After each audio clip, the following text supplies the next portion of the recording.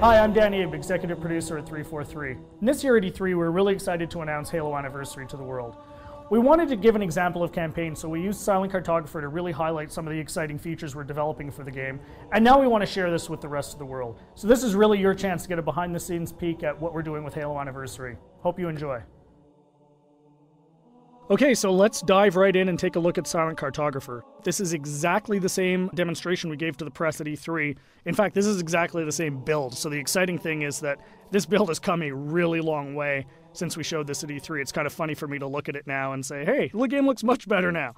So the first thing you're going to see immediately on the fly-in is the graphical upgrade. I mean, the game looks fantastic. We spent a lot of time really lovingly bringing this into the current generation and, you know, working very hard to make sure that this looks like a current generation title, something everyone can look at and just say, wow, this game looks fantastic. But the big test is really, how does it feel? So let's take a look. So we're going to charge the beach here. First thing you're going to get a taste of when you pick up this game and start playing is that this plays exactly like the original.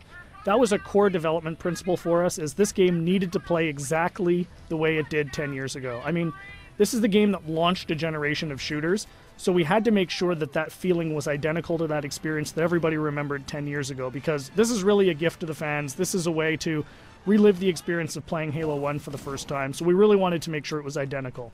And the way we did that was actually a fun technical trick. We're actually running portions of two engines at the same time. So the underlying code, the code controlling how the game feels, how the AI reacts, all of that stuff, is a lot of it's the original Halo 1 code, and that was really the best way for us to ensure that the game played exactly the same as it did 10 years ago. But on top of that, we've layered a new graphics engine that allows us to, you know, make the game look fantastic and look like a current generation title. So it's really a great mix of the two. So at the end of the day, you know, your Halo fan gets a game that plays exactly like they remember, but looks like a current generation title. We get some other benefits from this as well. You know, as I said earlier, and I say this all the time, the primary goal for this game is to make sure Halo fans can relive the experience of what it was like to play 10 years ago. And one of the big tools we have in our box to do that is Classic Mode. So what's Classic Mode? At the touch of a button, you can swap back and see how the game looked 10 years ago. So here it is. This is, you know, Halo 1 10 years ago. And it's really a magical feature for Halo fans because this just lets you go back in time and see exactly how this game looked 10 years ago. But the fun part is you can come back at any time. So Classic Mode gives you the ability to go back and forth whenever you want at the campaign. So one of the things that's fun to do is get out to a spot like this that, you know, just looks beautiful. You've got the water, the sun reflecting over it, the Halo ring in the background, and say, hey, what did this look like 10 years ago? Touch a button, and there it is, right? I mean, it's really, really, really a lot of fun to go back and forth between the two modes. And this is something I personally get the most excited about.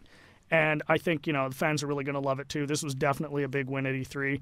As you can see, the other benefits you get from the new version is you've got the splash effects, the dust effects as you get back onto the beach. The game just looks great. The other thing that's fantastic is for the first time, you know, we're going to have co-op over live for the campaign. So you can hop onto the Warthog with a buddy and just plow through this game and, you know, start mowing down grunts and elites and, you know, just team up with a friend. Get on, go, you know, hook up on live and play through the campaign together. And, you know, we think people are really going to love that too. I often say, what would Halo 1 be without the Magnum? And, you know, of course, the Magnum's back. Everyone remembers that fantastically overpowered pistol that just enabled you to walk through and just mow through hordes of enemies. Tremendous amount of fun. So, you know, we're excited to bring that back as well. Again, you know, you can see the game plays exactly the same as it did. Cannot highlight that enough. That was really, really important for us to make sure that this game played the same as it did, because this is really an iconic game. This is the game that convinced a lot of people, myself included, that you could actually have a fun first-person shooter experience on the console. I mean, I was a hardcore PC shooter guy, you know, who said you're never going to make a game on the console that is going to, you know, make me want to play. And this is the game that changed my, you know, my impression of it.